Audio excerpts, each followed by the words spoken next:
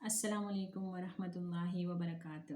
بسم اللہ الرحمن الرحیم۔ رب اشرح لی صدری ویسر لی امری واحلل عقدۃ من لسانی یفقہوا قولی۔ سسرالی رشتوں میں محبت کیسے پیدا کی جائے، اس موضوع کے دوسرے حصے کے ساتھ آج میں آپ کی خدمت میں حاضر ہوں۔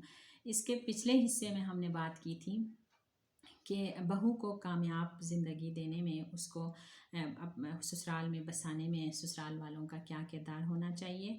تو آج کا موضوع خاص ہے بہو کی اپنی ذمہ داریوں کے ساتھ، کہ اس کی اپنی کیا ذمہ داریاں ہونی چاہیے اور وہ اس کا اپنا برتاؤ جو ہے اپنے سسرال والوں کے ساتھ کیسے ہونا چاہیے، اس کے ساتھ خاص ہے۔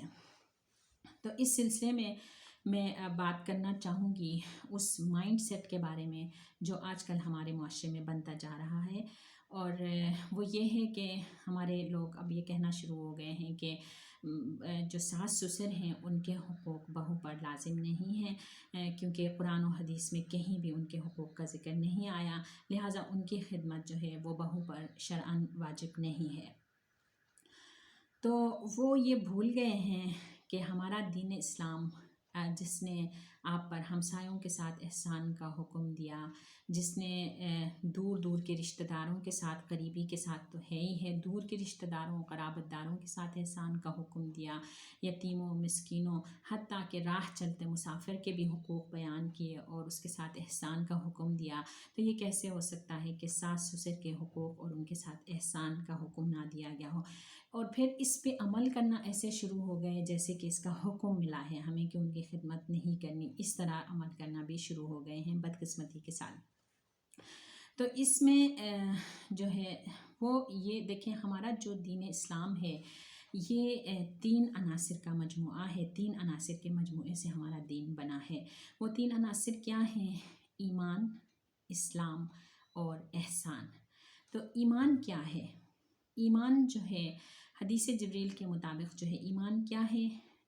تصدیق بالقلب، اقرار باللسان، کہ آپ دل سے اللہ کی وحدانیت کو مانیں، اس کی تصدیق کریں، اور آخرت کے دن پر اللہ کی وحدانیت پر ایمان، آخرت کے دن پر، فرشتوں پر، آسمانی کتابوں پر، انبیاء پر، تقدیر پر آپ ایمان لائیں، اور اقرار باللسان، زبان سے اس کا اقرار بھی ہو۔ تو یہ ایمانیات ہیں۔ اور پھر اسلام کیا ہے؟ کہ اعمال بالجوارح، کہ آپ جو پوری اس شریعت اسلامی ہے اس کے احکامات پر عمل کریں، اور جن چیزوں سے آپ کو منع کیا گیا ہے آپ ان سے منع ہو جائیں۔ تو احسان کیا ہے؟ احسان جو ہے وہ یہ ہے کہ حدیث کے مطابق ان تعبد اللہ کأنک تراہ فإن لم تکن تراہ فإنہ یراک، یعنی یہ ایک اعلیٰ درجہ ہے ایمان اور اسلام کا، کہ آپ اللہ کی عبادت ایسے کریں جیسا کہ آپ اللہ کو دیکھ رہے ہو، اگر آپ نہیں دیکھ رہے تو وہ تو آپ کو دیکھ رہا ہے، یعنی اس کا اعلیٰ درجہ ہے احسان۔ تو پھر اللہ تعالیٰ نے، نبی کریم صلی اللہ علیہ وسلم نے فرمایا کہ اللہ تعالیٰ نے ہر چیز پر احسان کو ہم پر فرض کیا ہے۔ ان اللہ کتب الاحسان علی کل شیء، ہر چیز پر، ہر کام کرتے ہوئے، برتاؤ میں، سلوک میں، معاشرت میں، ہر چیز میں آپ نے احسان کی روش اختیار کرنی ہے۔ تو احسان کرنے والوں کو اللہ تعالیٰ نے پسند فرماتے ہیں، واللہ یحب المحسنین، اللہ تعالیٰ احسان والوں سے محبت کرتا ہے۔ ان اللہ یأمرکم بالعدل والاحسان، اللہ تعالیٰ آپ کو عدل اور احسان کا حکم دیتا ہے۔ تو عدل کیا ہے؟ عدل یہ ہے کہ ہر ایک کو اس کا حق پورا پورا دینا، اور احسان کیا ہے؟ حق سے ذرا زیادہ دینا، حق سے ذرا زیادہ دینا احسان ہے۔ تو اہل علم نے فرمایا ہے کہ آدمی پر اس کے اہل و عیال کی، بیوی بچوں کی جو پرورش ہے، ان کی ذمہ داریاں ہیں وہ تو فرض ہیں، لیکن ماں باپ کی جو ذمہ داری ہے وہ احسان ہے۔ تو احسان جو ہے کرتے ہوئے ہمارے اوپر ان کے حقوق لازم ہیں۔ تو دیکھیں، جو سسرالی رشتہ ہے اس میں کوئی بلڈ ریلیشنز تو نہیں ہیں، خونی رشتے نہیں ہیں، تو کہ آپ جو ہیں کسی بھی طرح جو ہے کہیں نہ کہیں آپ کا سافٹ کارنر بن جائے گا، ایسا نہیں ہے۔ تو وہاں کیا کرنا ہے، ہم نے کس طرح اس زندگی کو، اس رشتے کو نبھانا ہے، اس کو کامیابی کی راہ پر گامزن کرنا ہے۔ تو اس کے لیے کیا ہے؟ حسن اخلاق، حسن سیرت اور حسن معاشرت، عدل، اور پھر ایثار اور ہمدردی کے جو جذبے ہیں انہی سے یہ رشتہ کامیاب ہو سکتا ہے، ورنہ یہ مشکل ہے۔ تو دیکھیں اللہ تعالیٰ نے فرمایا کہ وہ احسن احسان کر کے روش ہمیشہ ہر معاملے میں اختیار کرو، ان اللہ یحب المحسنین، اللہ تعالیٰ تو احسان کرنے والوں کو پسند فرماتا ہے۔ اور ولا تستوی الحسنۃ ولا السیئہ، برائی اور اچھائی کبھی بھی برابر نہیں ہو سکتے، ادفع باللتی ہی احسن، اگر آپ کو اس گھر میں کبھی کوئی مشکلات پیش بھی آئیں تو خیر ہے آپ برائی کو اچھائی سے دور کرو۔ فَإِذَا الَّذِي بَيْنَكَ وَبَيْنَهُ عَدَاوَةٌ كَأَنَّهُ وَلِيٌّ حَمِيمٌ، پھر وہ شخص جس کے اور آپ کے درمیان جو ہے دشمنی ہو، اگر وہ آپ کو پسند نہیں کر رہے ہیں تو پھر وہ ایسا ہو جائے گا کہ كَأَنَّهُ وَلِيٌّ حَمِيمٌ، آپ کا ایک گہرا دوست بن جائے گا۔ لیکن یہ کام جو ہے نا کہ برائی کا بدلہ اچھائی سے دینا، یا آپ کسی کی غلط بات کو برداشت کرنا، یہ آسان نہیں ہے۔ اللہ نے خود فرمایا وما یلقاها الا ذو حظ عظیم، اس کو تو صرف خوش نصیب ہی ایسا کام کر سکتے ہیں، صرف وہ لوگ کر سکتے ہیں جو بہت خوش نصیب ہیں، وہ کر سکتے ہیں، اور کوئی یہ کام نہیں کر سکتا۔ اور رب کریم نے ہمیں حسن معاشرت جو ہے اس کے بارے میں ہمیشہ ہی فرمایا وقولوا للناس حسنا، لوگوں سے اچھی بات کیا کرو، اپنے برتاؤ میں، اپنے سلوک میں ان کے ساتھ احسان کا رویہ، احسان کی روش اختیار کرو، اور اچھائی کا حکم دو، اور اچھائی کی تلقین کرو، برائی سے روکو۔ تو اسی طرح فرمایا کہ جو لوگ ایسا کریں گے نا کہ وَكَذَلِكَ نَجْزِي الْمُحْسِنِينَ، ہم احسان کرنے والوں کو ان کا بدلہ جو ہے وہ پورا دیں گے۔ وَلَا نُضِيعُ أَجْرَ الْمُحْسِنِينَ، ہم احسان کرنے والوں کا جو بدلہ ہے اس کو ہم ضائع کبھی بھی نہیں کریں گے۔ تو پھر اس کا بدلہ کیا ہے احسان کا؟ حل جزاء الإحسان إلا الإحسان، احسان کا جو بدلہ ہے وہ صرف احسان ہی ہے۔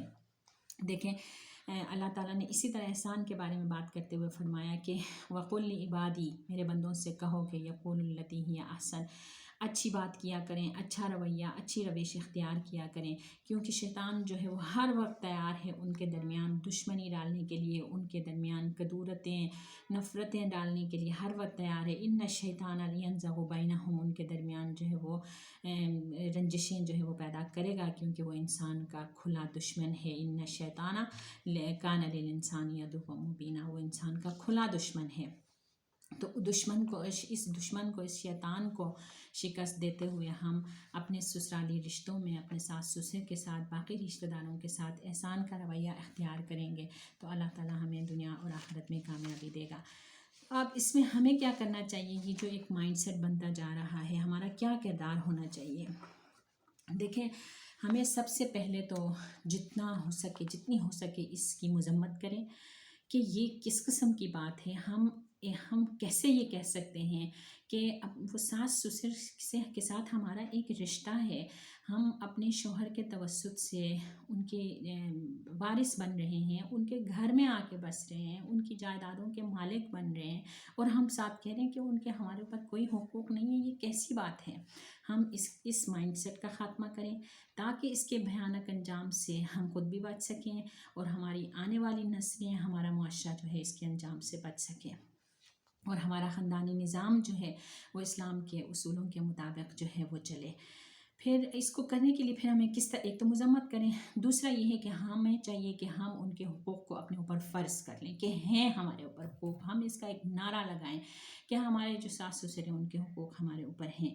دیکھیں اگر وہ حالات ہوتے ہیں، مثلا اگر آپ ایسے گھر میں ہیں جہاں پہلے سے بہویں موجود ہیں، بہت سارے لوگ ہیں، آپ کی ضرورت نہیں ہے، تو پھر ٹھیک ہے آپ اپنے لیے الگ بھی ہو سکتے ہیں، کوئی سسٹم بنا لیں، کچھ بھی کر لیں۔ لیکن کچھ حالات ایسے ہوتے ہاں، یا اگر آپ کے ساس سسر جوان ہیں اور وہ اپنے لیے نوکروں کا انتظام کیا ہوا ہے اور وہ سب کچھ کر سکتے ہیں، اور اپنی خوش دلی سے آپ کو کہتے ہیں کہ آپ جیسے مرضی زندگی گزار لیں، ہم اپنا کر رہے ہیں، تو پھر کوئی بات نہیں، آپ کر سکتے ہیں پھر بھی۔ لیکن کچھ حالات ایسے ہوتے ہیں، دیکھیں یا تو آپ کا شوہر جو ہے ان کا اکلوتا بیٹا ہے اور بچے نہیں ہیں، بیٹیاں دور ہیں، یا اور بچے ہیں وہ کہیں اور مجبوری سے دور ہیں، تو یہی بیٹا ان کے پاس ہے، اور وہ بوڑھے ہیں، ان کو آپ کی ضرورت ہے، وہ بیمار ہیں، تو پھر آپ ان کو کس طرح چھوڑ سکتے ہیں؟ آپ کیسے کہہ سکتے ہیں کہ ان کے حقوق میرے اوپر نہیں ہیں، اپنے اوپر لازم کر لیں؟ تو صحیح ہے کہ یہ جو حقوق ہیں نا ان کو اصل میں ہمارے معاشرے میں ایشو بنا لیا گیا، حالانکہ وہ ایشو نہیں ہے۔ دیکھیں ان کے حقوق کیا ہیں؟ ہم نے ان کو کھانا دینا ہے، کھانے پینے کا خیال رکھنا ہے، ان کے کپڑوں کا خیال رکھنا ہے، ان کے کمروں کی صفائی کا خیال رکھنا ہے، بیمار ہو تو ان کا، تو یہ جو کام ہے یہ ہماری ڈیلی روٹین کے کام ہیں. ہم نے کھانا اپنے لیے، اپنے بچوں کے لیے، اپنے شوہر کے لیے بنانا ہے. اگر ان دونوں کے لیے 2 پلیٹ ایکسٹرا بن جائیں تو کون سی بڑی بات ہے. اسی طرح کپڑے ہم نے دھلوانے ہیں، ان کے بھی دھل جائیں تو کون سا بڑا کام ہو گیا. صفائی پورے گھر کی ہونی ہے، اگر ان کا کمرہ بھی ہو جائے تو کون سی بڑی بات ہے. اگر وہ بیمار ہو جائیں، یقین کریں میں کہتی ہوں آپ ان کے بیماری کے دنوں میں جب آپ ان کا خیال رکھیں، اس ایک ایک لمحے کو اپنے لیے غنیمت سمجھیں. اپنے لیے آپ رب کی رضا حاصل کرنے کے یہ آپ کے پاس بہترین مواقع ہیں. کیونکہ ہمارے نبی صلی اللہ علیہ وسلم نے فرمایا ہے کہ بندہ جب کسی بیمار کی عیادت کرے، عیادت کیا ہے کہ آپ نے بیمار کے پاس جانا ہے، سلام کرنی ہے، ان کے لیے دعا کرنی ہے، پھل پھول پیش کر کے واپس آنا ہے. تو یہ جو عیادت ہے اس کام کے اتنا ثواب ہے کہ اللہ کے نبی نے فرمایا کہ واپسی تک وہ جنت کے باغیچوں میں ہوتا ہے. تو اندازہ لگائیں کہ اگر آپ اپنے بیمار ساس سسر کی خدمت کریں تو آپ کو کیا اس کا کیا بدلہ ملے گا. تو اس کا خود ہی اندازہ کریں. عیادت کرنے والا جنت کے باغیچوں میں ہے تو خدمت کرنے والا کہاں ہوگا. تو پھر اس میں جو ہے اس کے بعد ہمارے ایک تو اپنے اوپر لازم کر لیں اور اس مائنڈ سیٹ کی مذمت کریں، اس کا خاتمہ کریں، اپنا کردار ادا کریں اور پھر اپنے بچوں کے لیے جو ہے نا بہترین مثال بن جائیں. آپ کے بچے آپ کو دیکھیں کس طرح آپ ان کے دادا دادی کی قدردانی کر رہی ہیں، کس طرح آپ ان کا خیال رکھ رہی ہیں اور اپنے بچوں سے ان کی عزت کرائیں. اپنے بچوں کو بتائیں کہ وہ اس گھر کے بڑے ہیں، وہ سربراہ ہیں، ان کا ایک مقام ہے، ان کی وجہ سے اللہ تعالیٰ ہمارے اوپر بہت رحمتیں نازل کرے گا، ان کی برکات ہیں. تو ان کے ذہن میں ایک ڈالیں، ان کا مائنڈ سیٹ بنائیں، اس طرح پازیٹیو جو ہے اپروچ ان کو دیں.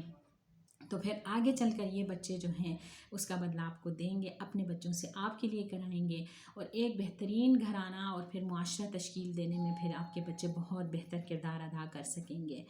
اور پھر آپ کا معاشرہ سنورے گا، آپ کا ایک رول ہوگا اس میں اور اللہ تعالیٰ اس کے بدلے میں آپ کو دنیا اور آخرت میں کامیاب کرے گا. تو اللہ سے دعا ہے کہ اللہ تعالیٰ ہمیں توفیق عطا فرمائے احسان کرنے کی، حسن معاشرت اور اپنے معاشرت میں احسان کی روش اختیار کرنے کی اور ہر اچھے کام کی اللہ ہمیں توفیق عطا فرمائے. آمین ثم آمین. السلام علیکم ورحمۃ اللہ وبرکاتہ.